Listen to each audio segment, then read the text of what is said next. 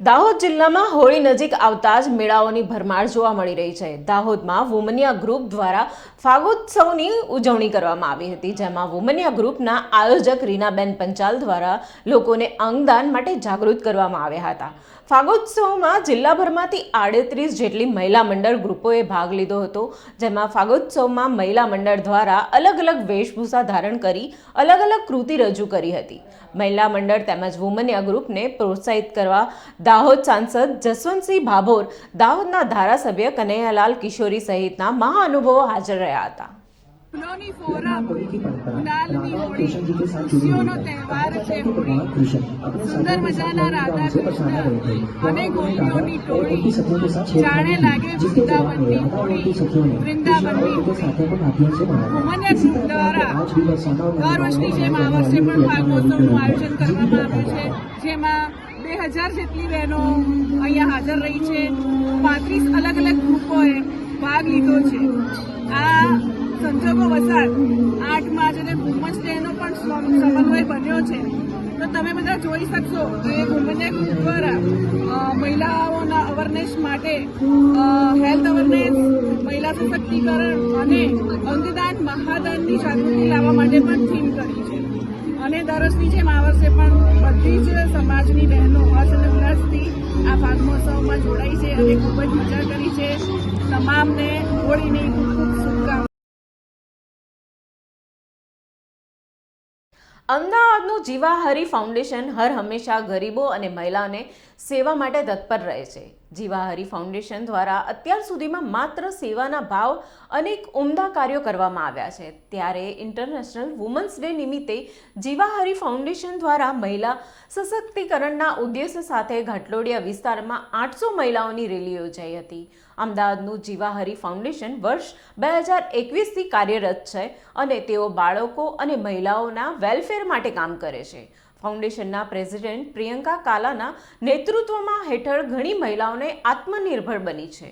8મી માર્ચે international women's ડેના ભાગરૂપે જીવાહરી foundation દ્વારા અમદાવાદના ઘાટલોડિયા વિસ્તારમાં 800 મહિલાઓની રેલી નીકળવામાં આવી હતી, જેમાં આ રેલીનો ઉદ્દેશ્ય મહિલાઓને આત્મનિર્ભર બને તે માટેનો હતો।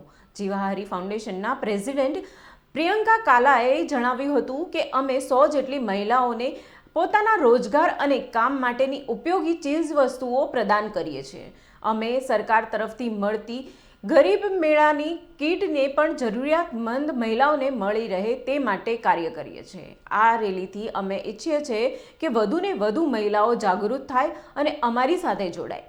ઉલ્લેખનીય છે કે જીવાહરી ફાઉન્ડેશન દ્વારા અત્યાર સુધીમાં 2000 બહેનોને સિલાઈ કામની તાલીમ, 800 બહેનોને બ્યુટી પાર્લરના કોર્સની તાલીમ, 200 બહેનોને શિક્ષણ, 1200 બહેનોને લોનનો લાભ આપ્યો છે। આર્થિક રીતે નબળા અને પછાત વર્ગ પણ ખૂબ જ લાભ મળ્યો છે। ઉપરાંત મહિલાઓને દરેક તહેવાર પણ હળીમળીને ઉજવે છે। આવનાર સમયમાં જીવાહરી ફાઉન્ડેશન દ્વારા સ્ત્રીઓને મોનોપોઝમાં કાઉન્સેલિંગની સુવિધા તથા માસિક દરમિયાન દરેક વિસ્તારમાં સેનેટરી પેડ્સની વ્યવસ્થા વગેરે અંગેની કામગીરી કરવામાં આવશે।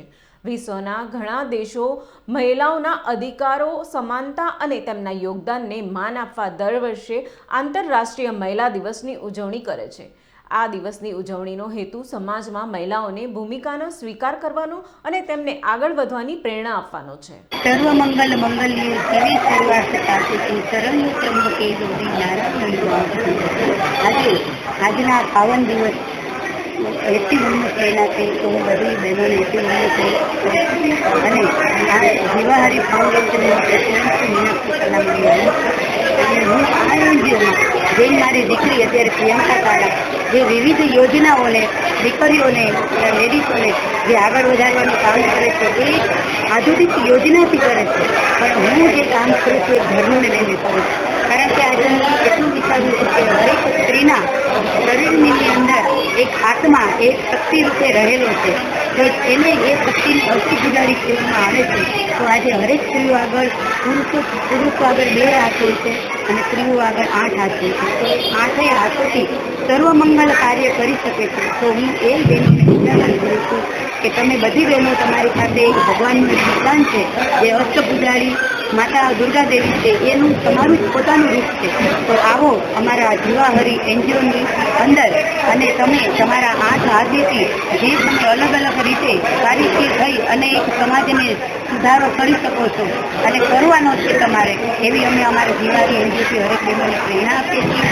અને એ બહેનોને અમે ગીતાજીનું જ્ઞાન આપીએ કે હર ઘરની અંદર પોતાના બાળકને જન્મ આપતા પહેલાં એ ગીતાજીનો પાઠ જરૂર વાંચે, જેથી બાળક રહ્યું આપણે હિન્દુ છીએ અને હિન્દુસ્તાનની અંદર જન્મે અને હિન્દુસ્તાનનું હિન્દુત્વ મેળવે. એટલા માટે ગીતા ગંગા ગાયત્રી પિતા સત્યા સરસ્વતી બ્રહ્મવિદ્યા બ્રહ્મવલી શ્રી સંધ્યા મુક્ત ગેહીની અર્ધમાત્રા ચિદાનંદા સ્વધની ભાઈ નાથીની વેદસ્વરી પર અનંતા સતત જ્ઞાન મંજરી, આ 18 ગીતાજીનું નામ લઈને અમારો જીવાહરી એનજીઓ એ બધી બહેનોને પ્રેરણા આપીને આગળ વધારે. પ્રોગ્રામ તમે કેટલા સમયથી કરો? અમે આ પ્રોગ્રામ 4 વર્ષથી કરી હતી અને અમારો આ એક પ્રોગ્રામ અમે નથી કરતા. અમે વર્ષની અંદર 12 પ્રોગ્રામ કરીશું. જે હિન્દુ ધર્મના 12 મહિના છે અને હિન્દુ ધર્મના 12 મહિનાની અંદર 12 ધર્મ કાર્યો થાય છે. એવા જ્યારે ધર્મ કાર્યોનો દિવસ છે કલ્પવાસ તેને કહેવામાં આવે છે હિન્દુની અંદર. એ કલ્પવાસને અમે પકડી અને અમે આ સનાતન ધર્મનું નારો લગાવી અને અમે અમારું હિન્દુત્વ જળવાઈ રહી એટલે અમારો જીવાહરી એનજીઓ બધી બહેનોને ભેગી કરી અને આગળ વધવાની પ્રેરણા આપી. આપનું નામ અને પરિચય? મારું નામ પ્રિયંકા જીતેન્દ્રકુમાર ઝાલા છે. હું જીવાહરી ફાઉન્ડેશનની પ્રેસિડેન્ટ છું અને અમારી આજે આ પ્રોગ્રામ જે રાખ્યો છે ના દિવસે મહિલાઓ સાથે કેટલી મહિલાઓ આ પ્રોગ્રામમાં જોડાય અને મહિલાઓ સાથે તમે જીવ અત્યારે શું આપવાના? અમારા એનજીઓમાં ટોટલ 5000 લેડીઝો છે અને અત્યારે હાલ આ રેલીમાં જોડાયેલી છે 800 લેડીઝ જે આ વર્ષે અમારી સાથે કામ કર્યું છે. અને અમારી સંસ્થાની અંદર કન્યા કેળવણી બાળ એ અલગ અલગ પ્રકારની પ્રવૃત્તિઓ થાય છે અને 5000 સ્ત્રીઓ પોતે આત્મનિર્ભર બને અને એ બીજા 5000ને લઈને આવે જલ્દીથી જલ્દી અમારી પાસે અને આગળ વધે. એ લોકો જાતે કમાઈને જાતે આગળ વધવા માટેની અમારી પ્રેરણા છે જે અમે દરેક સ્ત્રીને શીખવાડીએ છીએ અને સેલ્ફ રિસ્પેક્ટ અને સેલ્ફ ઇન્ડિપેન્ડન્ટ બનવાની પ્રેરણા છે. તમે કેટલા વર્ષથી આ પ્રોગ્રામ કરો છો? હું છેલ્લા 4 વર્ષથી આ ફંક્શન કરી રહી છું. રેલી કાઢવાનો હેતુ એ છે કે જે સ્ત્રીઓ હજી પણ હાલની તારીખમાં પણ ઘરે બેઠીને પોતાનું આર્થિક સ્થિતિ નબળી હોય તે છતાં પણ જાગૃત થઈને બહાર નથી નીકળતી, તો ઘરે ઘરે જઈને એ લોકોને મારે એવો સંદેશો આપવો છે કે આ જ સ્ત્રીઓ તમારી સાથે જે એક વખત બેસતી હતી ઘરે અને અત્યારે આગળ વધી રહી છે, તો તમે પણ ઘરની બહાર નીકળીને પોતાનો જોડાઓ, આત્મનિર્ભર બનો, જેથી તમને કોઈની પણ જરૂર ના પડે. દર વખતે પરિસ્થિતિ સરખી નથી હોતી, ભવિષ્યમાં શું થવાનું છે આપણને ખ્યાલ નથી હોતો, આપણે કોઈના આશ્રિત હોઈએ, આપણો સહારો હટી જાય તો આપણે શું કરવું? એના કરતાં પોતે તમે બહાર નીકળી જાગૃત થઈને આત્મનિર્ભર બની અને તમારું રોજગાર ચલાવો તો તમને ક્યારે પણ કોઈની જરૂર ના પડે. અને સાથે સાથે મહિલાની સેફટીને લઈને પણ તમારા સંસ્થા દ્વારા મહિલાઓએ પોતે પ્રેક્ટિકલી આગળ વધવું જોઈએ, બહાર નીકળવું જોઈએ, દુનિયાદારી જાણવી જોઈએ. સેલ્ફ ડિફેન્સ શીખવાડ્યા પછી પણ અમુક સ્ત્રીઓ એવી હોય છે કે જે પાછી પડતી હોય છે કોન્ફિડન્સના અભાવથી. તો જ્યાં સુધી અમે ઘરમાં બેસશું તમને બહારની દુનિયાદારીનું જ્ઞાન નહીં આવે. એના કરતાં તમને આઝાદીથી કોન્ફિડન્ટલી લોકોને સમજો, ઓળખો, જેથી તમારી સાથે જે ક્રાઇમો બનવાના હોય એ તમે ચેતો. અમારી સંસ્થા દરેક સ્ત્રીઓને 2 દિવસ કાઉન્સેલિંગ આપે છે કે એની અંદર તમે ક્યાંય બી જતા હો તો સેલ્ફ ડિફેન્સ શીખવાડે છે. પ્લસ તમે આજે સરકારી કાયદા પણ એવા બની ગયા છે જેનું જાણ આપે છે. અમુક હેલ્પલાઇન નંબર્સ હોય છે કે જે અમે સેવ કરાવીએ છીએ. અમારી એક એપ્લિકેશન છે, એ એપ્લિકેશન અમે એમના દરેક ફોનમાં ડાઉનલોડ કરાવીએ છીએ જેથી એમને ઇમિડિયેટલી અમારા સંપર્કમાં આવી શકે. અમારો એક હેલ્પલાઇન નંબર પણ છે કે જે દરેક સ્ત્રીઓના ફોનની અંદર હશે કે જો સરકાર પહોંચી ના શકતી હોય તો અમે ઇમિડિયેટલી પહોંચી જઈએ. તે સિવાય પણ બહુ બધી જગ્યાઓ એવી હોય છે કે જ્યાં અમે બી નથી પહોંચી શકતા, એમના પરિવારજનો નથી પહોંચી શકતા, તો સરકાર નથી પહોંચી શકતા. તો એ દરમિયાન તમે તમારા આંખ કાન ખુલ્લા રાખો અને તમે બની શકે એટલી તાકાતથી તમારી માટે ફાઇટ કરો અને કોન્ફિડન્ટલી વાળો ડરવાની જરૂર નથી. જો ડરી જશો પ્રેરણા આપીએ છીએ કે કોઈનાથી ડરવાની જરૂર નથી. અને દરેક સ્ત્રીએ હંમેશા એમના ઘરમાં એક્સરસાઇઝ કરવી અને યોગા કરવાની ટેવ પાડવી જોઈએ, જેથી તમારામાં કોન્ફિડન્સ આવે અને તમારી સામે ગમે તેવું હોય તો તમને લડી શકવાની તાકાત મળે. પણ જો મહિલાઓએ પોતાની આસપાસની મહિલાઓ સાથે ક્રૂરતા ના ક્રૂરતાભર્યું વર્તન ના કરવું જોઈએ. દરેક મહિલા એકબીજાને સપોર્ટ કરીને ચાલતી હોય તો 50% ક્રાઇમ ઓછા થઈ જાય. તે છતાં પણ એ ચૂપ રહે છે. તો એને એની માટે અવાજ ઉપાડવો જોઈએ. બીજી વસ્તુ એ છે કે પોતે માતા પિતાએ પણ ધ્યાન રાખવું જોઈએ. સરકાર પૈસા પેદા નથી કરતી હોતી, માતા પિતા કરતા હોય છે. એને કેવી સ્કૂલમાં મોકલવા, કઈ ગાડીમાં જાય છે, શું કરે છે, શું નહીં, અવારનવાર પેરેન્ટ્સ મિટિંગો રાખતા હોય છે. ત્યાં અવારનવાર જવું જોઈએ, આસપાસનું વાતાવરણ ચેક કરવું જોઈએ. કારણ કે આટલી દીકરી પેદા થાય છે તો બધી જવાબદારી સ્કૂલ ટીચરની ને સરકારની નથી હોતી. એ રીતનો કોઈ કાયદો નથી હોતો. દરેક સ્ત્રીઓને પોતાની પુત્રીનું ધ્યાન રાખવું જરૂરી હોય છે અને પેરેન્ટ્સે ધ્યાન રાખવું જોઈએ. જો પેરેન્ટ્સ ધ્યાન રાખે અને સ્ત્રીઓ એકબીજાને સપોર્ટ કરે તો 50% પ્લાનિંગ થાય.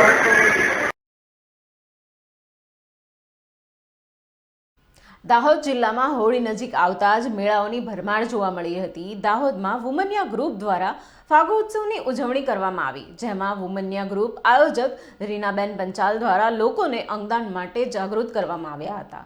ફાગોત્સવમાં જિલ્લાભરમાંથી 38 જેટલા મહિલા મંડળ ગ્રુપોએ ભાગ લીધો હતો. ફાગોત્સવમાં મહિલા મંડળ દ્વારા અલગ અલગ વેશભૂષા ધારણ કરી અલગ અલગ કૃતિ રજૂ કરી હતી. મહિલા મંડળ તેમજ વુમન્યા ગ્રુપને પ્રોત્સાહિત કરવા દાહોદ સાંસદ જસવંતસિંહ ભાભોર, દાહોદના ધારાસભ્ય કનૈયાલાલ કિશોરી સહિતના મહાનુભાવો હાજર રહ્યા હતા. ફૂલોની ફોરમ, ગુલાલની હોળી, ખુશીઓનો તહેવાર છે હોળી. સુંદર મજાના રાધા કૃષ્ણ અને ગોપીઓની ટોળી, જાણે લાગે વૃંદાવનની હોળી, વૃંદાવનની હોળી. વુમન્યા ગ્રુપ દ્વારા દર વર્ષની જેમ આ વર્ષે પણ ફાગોત્સવનું આયોજન કરવામાં આવ્યું છે, જેમાં 2000 જેટલી બહેનો અહીંયા હાજર રહી છે. 35 અલગ અલગ ગ્રુપોએ ભાગ લીધો છે. આ સંજોગો વસાત 8 માર્ચ અને વુમન્સ ડેનો પણ સમન્વય બન્યો છે. તો તમે બધા જોઈ શકશો કે વુમન્યા ગ્રુપ દ્વારા મહિલાઓના અવેરનેસ માટે હેલ્થ અવેરનેસ, મહિલા સશક્તિકરણ અને અંગદાન મહાદાનની જાગૃતિ લાવવા માટે પણ થીમ કરી છે. અને દર વર્ષની જેમ આ વર્ષે પણ બધી જ સમાજની બહેનો હર્ષ અને ઉલ્લાસથી આ ફાગમહોત્સવમાં જોડાઈ છે અને ખૂબ જ મજા કરી છે. તમામને હોળીની પાલનપુર ગઢમાં પાટીદાર આંદોલન સમયે થયેલા કેસો પરત ખેંચાયા છે. 2015માં પાટીદાર અનામત આંદોલન સમયે 167 પાટીદારો ઉપર ગઢ પોલીસ મથકે ફરિયાદ નોંધાઈ હતી. રાજ્ય સરકાર દ્વારા કેસો પરત ખેંચી લેવામાં આવતા પાટીદાર સમાજના આગેવાનોએ રાજ્ય સરકારનો આભાર વ્યક્ત કર્યો છે. 2015માં અનામત આંદોલન વખતે બનાસકાંઠાના ગઢ ગામે 167 લોકો પર કેસ થયા હતા. એ અવારનવાર સરકારમાં અમે રજૂઆતો કરી હતી. ત્યારના વિજયભાઈ રૂપાણી હતા, પણ અત્યારે ભૂપેન્દ્રભાઈ પટેલની સરકારે અમારું માન્યું અને એમને અગાઉ 2 મહિના પહેલાં પણ અમને આશ્વાસન આપ્યું હતું કે તમારા કેસો પરત ખેંચાઈ જશે. અને આજે એક વિકલ્પ પૂરો થયો છે અને આજે અમારા તમામ કેસો ગઢ ખાતે થયેલા પાછા ખેંચાય. એ બદલ અમે સરકારશ્રીનો અને ભૂપેન્દ્રભાઈનો આભાર માનીએ છીએ. દાહોદની વુમન્યા ગ્રુપ દ્વારા હોળી નિમિત્તે સતત 12મા વર્ષે પણ ફાગોત્સવનું આયોજન કરાયું હતું, જેમાં અલગ અલગ સમાજના 35 જેટલા મહિલા મંડળે ભાગ લઈ હોળીના પર્વનો ગીતો સાથે અલગ અલગ કૃતિ રજૂ કરી ઉજવણી કરવામાં આવી હતી. દાહોદ જિલ્લામાં હોળીનો તહેવાર એટલે ખૂબ ધામધૂમથી તેમજ અલગ અલગ વિસ્તારમાં અલગ અલગ કાર્યક્રમોનું આયોજન થતું હોય છે. વિવિધ મેળાઓમાં પણ આકર્ષણનું કેન્દ્ર બનતા હોય છે. હોળી પહેલાં જ કેટલા દિવસો પહેલેથી જ અલગ અલગ કાર્યક્રમ થતા હોય છે. તેમજ લોકોને અંગદાન તરફ પ્રેરાય તે હેતુથી થીમ પણ રજૂ કરવામાં આવી હતી. સામાજિક સમરસતા જળવાય અને હોળીનો તહેવાર ઉત્સાહભરે ઉજવી શકાય તે માટે દર વર્ષે આ કાર્યક્રમોનું આયોજન થતું હોય છે, જેમાં તમામ સમાજની મહિલાઓ પોતાના ગ્રુપ સાથે હોળીના ગીતો ઉપર નૃત્ય પ્રસ્તુત કરે છે અને મહિલામાં અનેક ઉત્સાહ જોવા મળતો હોય છે. મહિલાઓના આ કાર્યક્રમને પ્રોત્સાહિત કરવા માટે દાહોદ સાંસદ જસવંતસિંહ ભાભોર, દાહોદના ધારાસભ્ય કનૈયાલાલ કિશોરી સહિતના પદાધિકારીઓ પણ હાજરી આપી હતી અને મહિલાઓને પ્રોત્સાહિત કર્યા હતા. ફૂલોની ફોરમ, ગુલાલની હોળી, ખુશીઓનો તહેવાર છે હોળી. સુંદર મજાના રાધા કૃષ્ણ અને ગોપીઓની ટોળી, જાણે લાગે વૃંદાવનની હોળી, વૃંદાવનની હોળી. વુમન્યા ગ્રુપ દ્વારા દર વર્ષની જેમ આ વર્ષે પણ ફાગોત્સવનું આયોજન કરવામાં આવ્યું છે, જેમાં 2000 જેટલી બહેનો અહીંયા હાજર રહી છે. 35 અલગ અલગ ગ્રુપોએ ભાગ લીધો છે. આ સંજોગો વસાત 8 માર્ચ અને વુમન્સ ડેનો પણ સમન્વય બન્યો છે. તો તમે બધા જોઈ શકશો કે વુમન એક્ટ દ્વારા મહિલાઓના અવેરનેસ માટે હેલ્થ અવેરનેસ, મહિલા સશક્તિકરણ અને અંગદાન મહાદાનની જાગૃતિ લાવવા માટે પણ થીમ કરી છે. અને દર વર્ષની જેમ આ વર્ષે પણ બધી જ સમાજની બહેનો હર્ષ અને ઉલ્લાસથી આ ફાગ મહોત્સવમાં જોડાઈ છે અને ખૂબ જ મજા કરી છે. તમામને હોળી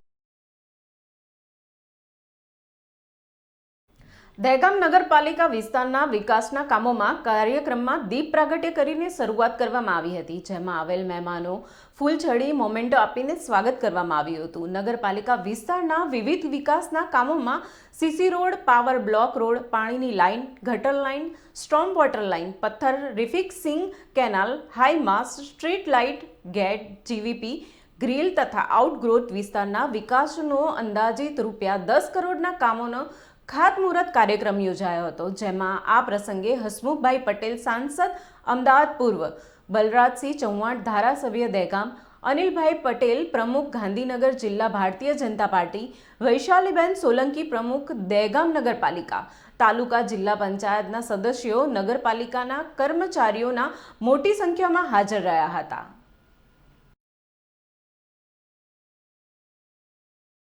દાહોદ એ ડિવિઝન પોલીસ મથક કોન્સ્ટેબલ લાંચ લેતા ઝડપાયો છે. કોન્સ્ટેબલ રમેશ વાઘમસી 3000ની લાંચ લેતા એસીબીના છટકામાં આવ્યો હતો. અરજીના નિકાલ માટે 5000ની માંગ કરી 3000 નક્કી કર્યા હતા. પંચમહાલ એસીબીએ મોડી રાતે છટકું ગોઠવી કોન્સ્ટેબલ વાઘમસીને ઝડપી પાડ્યો હતો. કોન્સ્ટેબલ એ ડિવિઝન પોલીસ સ્ટેશનના ગેટ પાસેથી જ લાંચ લેતા ઝડપાયો હતો. એસીબીની ટીમે કોન્સ્ટેબલને ઝડપીને આગળની કાર્યવાહી હાથ ધરી છે.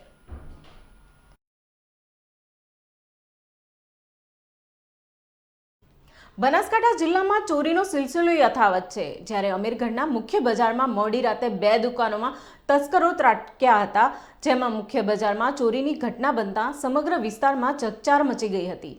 જ્યારે ચોરીની ઘટનાના સીસીટીવી ફૂટેજ સોશિયલ મીડિયા પર વાયરલ થયા છે, જેના આધારે પોલીસે આગળની કાર્યવાહી હાથ ધરી છે.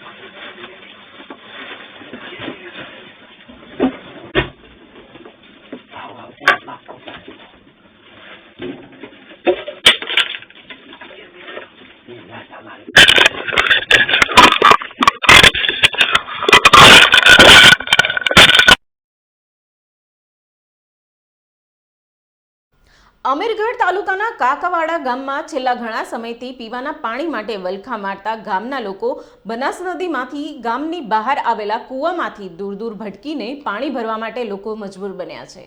ગામની અંદર પાણી આવે છે, પરંતુ તે દૂષિત પાણી આવે છે. જો એ પાણીનો ઉપયોગ લોકો પીવા માટે ઉપયોગ કરે તો અનેક રોગોનો સામનો કરવો પડતો હોય છે.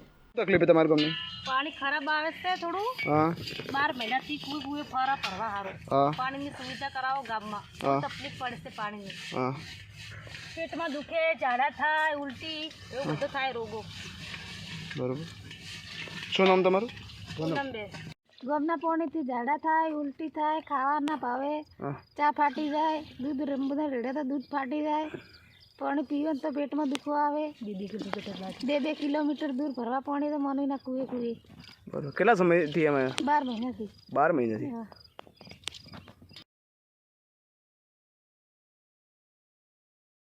સાબરકાંઠાના પોસી તાલુકામાં લાંબડિયા પાસેના નવા મોટા ગામ પાસે અકસ્માતની ઘટના સામે આવી છે. 2 બાઇક વચ્ચે આ અકસ્માત સર્જાયો હતો. પૂરપાટે ઝડપથી આવતી 2 બાઇક સામસામે ટકરાઈ, જેના કારણે બાઇક પર સવાર 4 યુવાનના મોત નીપજ્યા છે, જ્યારે અન્ય 2 લોકો ઘાયલ થતા સારવાર અર્થે હોસ્પિટલ ખસેડાયા છે. પોલીસે વધુ તપાસ કરી આગળની કાર્યવાહી હાથ ધરી છે.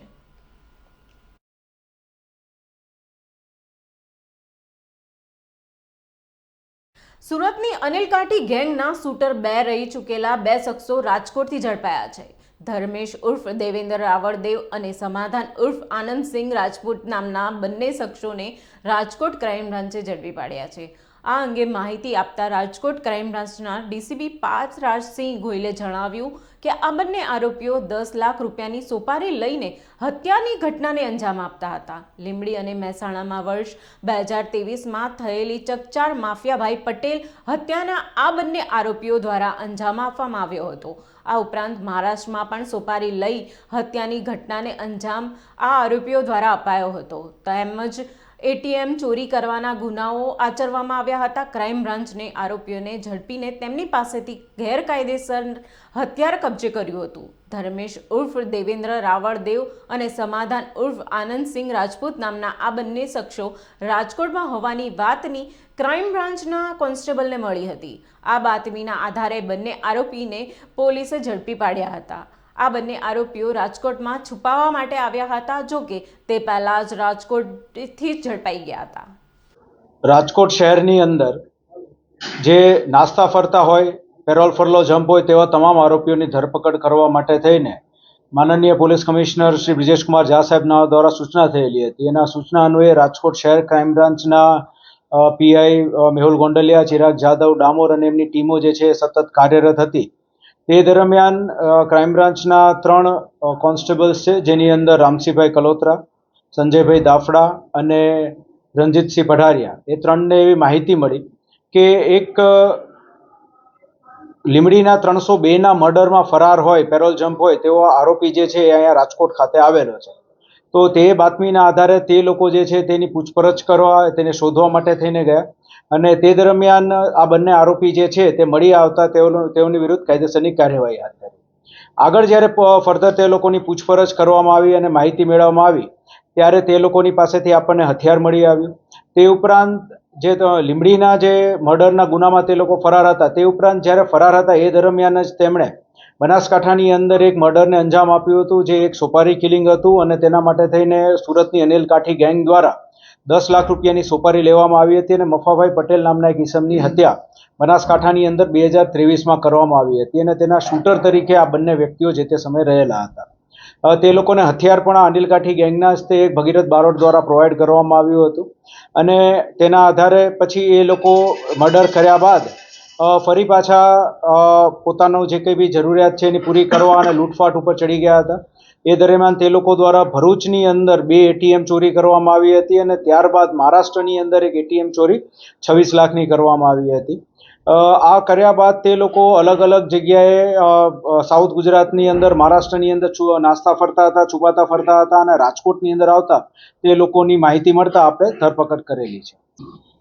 બંનેના ટોટલ થઈને 5 ગુના થાય છે, જેની અંદર જે મહારાષ્ટ્રની જો આરોપી છે જે સમાધાન ઉર્ફે જીગર છે તે ઈસમની વિરુદ્ધ 4 ગુના છે કે જે ત્યાં પણ એને મહારાષ્ટ્રના ધુલેની અંદર પણ સોપારી કિલિંગ પણ કરેલું છે અને એક્સટોર્શનનો 307નો ગુનો પણ તેની પર દાખલ છે ને સિવાય પ્રોહિબિશનના ગુના પણ દાખલ છે.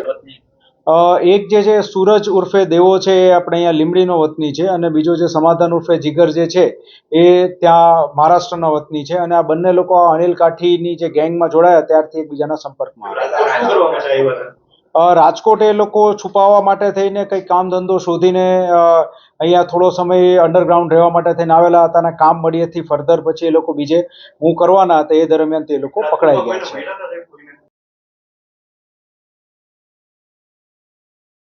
ગુજરાતમાં આજથી ભારે ગરમીની શરૂઆત થઈ શકે છે. હવામાન વિભાગ અનુસાર આવતીકાલથી 3 દિવસ અમદાવાદ, ગાંધીનગર, રાજકોટ, બનાસકાંઠા અને ભાવનગર સહિતના શહેરોમાં હીટવેવની શક્યતા છે, જેને પગલે યલો એલર્ટ આપવામાં આવ્યું છે. જ્યારે આજે સુરેન્દ્રનગર, અમરેલી અને કચ્છમાં ઉષ્ણ લહેરની શક્યતાઓના પગલે યલો એલર્ટ આપવામાં આવ્યું છે. હવામાન વિભાગ દ્વારા જણાવ્યા અનુસાર આગામી 3 થી 4 દિવસ સૌરાષ્ટ્ર, કચ્છ, ઉત્તર ગુજરાત અને દક્ષિણ ગુજરાતના કેટલાક ભાગોમાં મહત્તમ તાપમાન 40 થી 42 ડિગ્રી સુધી જવાની શક્યતા છે, જેને પગલે આકરી ગરમીનો અનુભવ થઈ શકે છે. રાજ્યના આ ભાગોમાં ગરમીનું મોજું પરવડવાની સંભાવના છે. वाले दिनों के लिए जो फोरकास्ट दिया गया है वो ड्राई वेदर प्रिवेल करेगा और maximum temperature no large change में रहेगा. और हीट वेव वार्निंग की बात करेंगे तो आने वाले 5 दिनों के लिए सौराष्ट्र और कच्छ और साथ में साउथ गुजरात रीजन के कुछ डिस्ट्रिक्ट में हीट वेव वार्निंग दी गई है आने वाले 5 दिनों के लिए. और जो डिस्ट्रिक्ट है जहाँ पे हीट वेव की वार्निंग दी गई है वो कच्छ है, दीव है, पोरबंदर, भावनगर और वलसाड़. इन जगहों पे मतलब इन डिस्ट्रिक्ट पे आने वाले 5 दिनों पे हीट वेव वार्निंग रहेगी. और डिस्कम्फर्ट कंडीशन की बात करेंगे तो गुजरात और सौराष्ट्र और कच्छ के कोस्टल एरिया में heat wave condition discomfort condition आने वाले 5 दिनों में बनी रहेगी. और मैक्सिमम टेम्परेचर रियलाइज की बात करेंगे अहमदाबाद और गांधीनगर के लिए तो अहमदाबाद में 40.6 है और गांधीनगर में 40.7 डिग्री सेल्सियस का मैक्सिमम टेम्परेचर रियलाइज हुआ है. और फोरकास्ट की बात करेंगे अहमदाबाद और गांधीनगर के लिए मैक्सिमम टेम्परेचर का तो मैक्सिमम टेम्परेचर 40 डिग्री सेल्सियस का अहमदाबाद और गांधीनगर के लिए दोनों जगह के लिए दिया गया है. और मैक्सिमम टेम्परेचर मतलब सबसे ज्यादा जो गुजरात रीजन में रिकॉर्ड हुआ है वो 42 डिग्री सेल्सियस राजकोट में रिकॉर्ड हुआ है. अहमदाबाद में जो आने वाले दिनों के लिए जो फोरकास्ट दिया गया है वो मतलब कल के लिए 40 डिग्री सेल्सियस और जो रियलाइज हुआ है मैक्सिमम टेम्परेचर वो 40.6 डिग्री सेल्सियस का मैक्सिमम टेम्परेचर रियलाइज हुआ है. सर 7 दिन का आप फोरकास्ट देते हुए लेकिन आज 1 तारीख है, 7 तारीख को गुजरात में मतदान भी है, तो मतदान के दिन इसके साथ में कैसा मौसम रहेगा, टेम्परेचर कैसा रहेगा? बारिश होने का मतलब संभावना नहीं है. और मैक्सिमम टेम्परेचर की बात करेंगे तो maximum temperature no large change में रहेगा पूरे गुजरात रीजन में. और अहमदाबाद की बात करेंगे तो अहमदाबाद में भी जो मैक्सिमम टेम्परेचर की जो रहेगा वो नो लार्ज चेंज में रहेगा. लेकिन 7वें दिन में मैक्सिमम जो टेम्परेचर रहेगा वो आज की अपेक्षा थोड़ा सा. સુરત અમરોલી ખાતે સ્વામી જ્ઞાન પ્રકાશ જલારામ બાપા પર બફાટ કર્યો એ બાબતે જલારામ બાપાના અનુયાયીઓ દ્વારા આનંદનગર પોલીસ સ્ટેશનમાં ફરિયાદ દાખલ કરવામાં બહોળી સંખ્યામાં જલારામ બાપાના અનુયાયીઓ ઉપસ્થિત રહ્યા હતા. સસ્તી ખ્યાતિ મેળવવા માટે કરેલ પબ્લિસિટી સ્ટન્ટને માફ કરવામાં નહીં આવે, ફરિયાદ તો દાખલ થશે અને કોર્ટના ધક્કા તો ખાવા જ પડશે તેવું અનુયાયીઓ દ્વારા કહેવામાં આવ્યું હતું. જય જલારામ. તમામ જલારામના ભક્તોને જણાવવાનું કે આજે આનંદનગર પોલીસ સ્ટેશનમાં અમદાવાદના રહીશો ભેગા થઈ અને આજે જે અજ્ઞાન પ્રકાશ સ્વામી છે એના વિરુદ્ધ એક કમ્પ્લેન ફાઇલ કરવામાં આવેલી છે. કારણ કે આ અજ્ઞાન પ્રકાશ સ્વામી કોઈ પણ એલફેલ લખેલું પુસ્તક વાંચી અને એના વિશે બફાટ કરે છે. તો આના વિશે તેમને માફી માગી લીધી છે. પણ કાયદાની ભાષામાં કરો તો એની સજા માફી નથી હોતી. એના માટે સંવિધાનનું કામ કરશે અને કાયદાનું કામ કરશે. અને આવનારા ભવિષ્યમાં જેને પણ આ પુસ્તક લખેલું છે એ પુસ્તકમાં જે ચેપ્ટર છે એના વિરુદ્ધ પણ અમે કાર્યવાહી કરવાના છીએ. અને આ સાથે તમામ જલારામના ભક્તોને જય જલારામ. સમય પહેલાં આપણે જોયું કે સમગ્ર ગુજરાતની અંદર રઘુવંશી સમાજ એક આક્રોશ સાથે સ્વામિનારાયણ સંપ્રદાયના વડતાલના એક મહારાજ દ્વારા જલારામ બાપા વિશે એમને જે કંઈ વાત કરી એ ઇતિહાસથી વિપરીત વાત કરી. એમને જે વાત કરી એ જલારામ બાપાનું જે અન્નક્ષેત્ર ચાલે છે એ અમારા એક સ્વામીના આશીર્વાદથી શરૂ થયેલું અને એ અત્યારે ચાલે છે એવું બોલેલા. જ્યારે ઇતિહાસ એવો છે કે જલારામ બાપાએ અન્નક્ષેત્ર ચાલુ કર્યું અને 205 વર્ષ થયા અને આ સંપ્રદાય જ એ પછી શરૂ થયેલો સંપ્રદાય છે. મહત્વની વસ્તુ એ છે કે એમને માફી માગવાની જે ઘટના હતી એની અંદર ઉલ્લેખ સાથે માફી માગી છે કે મેં કોઈ ગુનો નથી કર્યો, મેં એક પુસ્તક વાંચ્યું છે અને એ પુસ્તકના પેજ નંબર આ ઉપર આ ઘટનાનું વર્ણન કરેલું છે. અમારો વાંધો એ છે કે જલારામ બાપા વિશે આજે આ સ્વામિનારાયણ સંપ્રદાયના જે સંત બોલ્યા છે, આવા અનેક સ્વામિનારાયણ સંપ્રદાયના સંતો હનુમાન દાદા વિશે પણ બોલે છે, બ્રહ્માજી વિશે પણ બોલે છે, ભોળેનાથ આપણા જે દેવોના દેવ મહાદેવ, જેને આપણે શંકર ભગવાનના મંદિરો જે સમગ્ર દેશમાં ગામે ગામ છે, એવા મહાદેવ વિશે પણ એવો બફાટ કરે છે. તો અમારી લાગણી અને માગણી એ છે કે જે પુસ્તકો વાંચી અને આ સંતો જે બોલે છે સ્વામિનારાયણના, એ પુસ્તકોનો જ નાશ થવો જોઈએ, કારણ કે આ પુસ્તકો જ ખોટા લખાયા છે. અને એ પુસ્તકો વાંચી અને જો આવા નિવેદન કરતા હોય અને હિન્દુ સમાજના તમામ ધર્મના લોકોને, ક્યારેક બ્રાહ્મણ સમાજ રોડ ઉપર આવી જાય છે, આજે લોહાણા સમાજ રોડ ઉપર આવી ગયો છે, ભૂતકાળની અંદર જ્યારે ચારણ સમાજ પણ રોડ ઉપર આવેલો છે. અમે જોયું છે ને આ તમામ લોકો જ્યારે રોડ ઉપર આવે છે ત્યારે એના માટે જવાબદાર સ્વામિનારાયણ સંપ્રદાયના લોકો જ કેમ હોય છે? કારણ કે એમને જે પુસ્તકો વાંચી અને આ નિવેદનો કર્યા છે, એ પુસ્તકો એમના જ જે ગુરુઓ છે એમને લખેલા છે. તો આજે અમે એવું ઈચ્છીએ છીએ કે આ ખોટો જે ઇતિહાસ એ લોકો વાંચી અને બીજા લોકોને સંભળાવે છે, આવા તમામ પુસ્તકોનો જ નાશ થવો જોઈએ. અને આના માટે ક્યાંક ને ક્યાંક સરકારે પણ જે સનાતનની વાત હંમેશા કરે છે અને સનાતન ધર્મની વાત દરેક ચૂંટણીમાં લાવે છે કે હિન્દુઓ એક થાઓ, સનાતન ધર્મની રક્ષા કરો, તો સરકારે પણ આમાં ઇન્વોલ્વ થઈ અને જો ખોટો ઇતિહાસ આવનારી પેઢી વાંચવાની હોય તો સરકારે પણ આની અંદર આ તમામ પુસ્તકોનો નાશ કરવા માટે એક્શન લેવું જોઈએ, એવી અમારી લાગણી. પાલનપુર આઇકોનિક બસ સ્પોટ તો બનાવ્યું, પરંતુ ત્યાં વ્યવસ્થા ન ગોઠવવાના કારણે ચોરીના બનાવો અને અસામાજિક તત્વોનો રંજાડ વધી ગઈ છે. ખાસ કરીને બસ સ્પોટના પાર્કિંગમાં પાર્ક કરતા વાહનોની ચોરીને લઈને પોલીસે આ ચોરોના બનાવો રોકવા માટે એક નવતર પ્રયોગ કર્યો અને તેમાં વાહન ચોરીના બનાવોને રોકવા માટે સફળતા મળી છે. લોકોના વાહનોની ચોરીને લઈને લોકો અને પોલીસ પણ પરેશાન થઈ, ત્યારે પોલીસે પાર્કિંગમાં એક ફાટક બનાવી અને ત્યાં રહેલા સિક્યુરિટી બાઇક ચાલક અથવા કાર ચાલકને કાર્ડ અથવા ટોકન આપશે અને ત્યારબાદ જ વાહન પાર્ક કરી શકાશે. જો કે પાર્કિંગમાં નીકળતા સમયે આ ટોકન અને કાર્ડ જમા કરાવવાના રહેશે, જેને લઈને પરિણામ એ આવ્યું કે પાર્કિંગમાંથી જે વાહનો ચોરી થતી હતી તે સદંતર બંધ થઈ ગઈ અને લોકોને મુશ્કેલીનો અંત આવ્યો. તેને લઈને લોકો પણ હવે હાશકારો અનુભવ્યો છે. ભૂતકાળના જે અનુભવો જોઈએ એ પ્રમાણે બસ સ્પોટનું જે અંડરગ્રાઉન્ડ પાર્કિંગ છે એમાંથી અવારનવાર બાઇકોની ચોરીઓ થતી હતી. તો મહેરબાન એસપી સાહેબની સૂચના મુજબ પશ્ચિમ પોલીસ સ્ટેશને ઘણા ઇનિશિયેટિવ કરેલા છે. એમાં ઇનિશિયેટિવમાં એ રીતે કરેલું છે કે અંડરગ્રાઉન્ડમાં જે બાઇકો પાર્ક થાય છે તો જ્યારે એના જે સિક્યુરિટી પર્સનલ હોય છે તે બાઇક પાર્ક કરનારને ટોકન આપશે અથવા તો કાર્ડ આપશે. ટોકનથી જ એન્ટ્રી લેશે અને ટોકનથી જ એક્ઝિટ લેશે.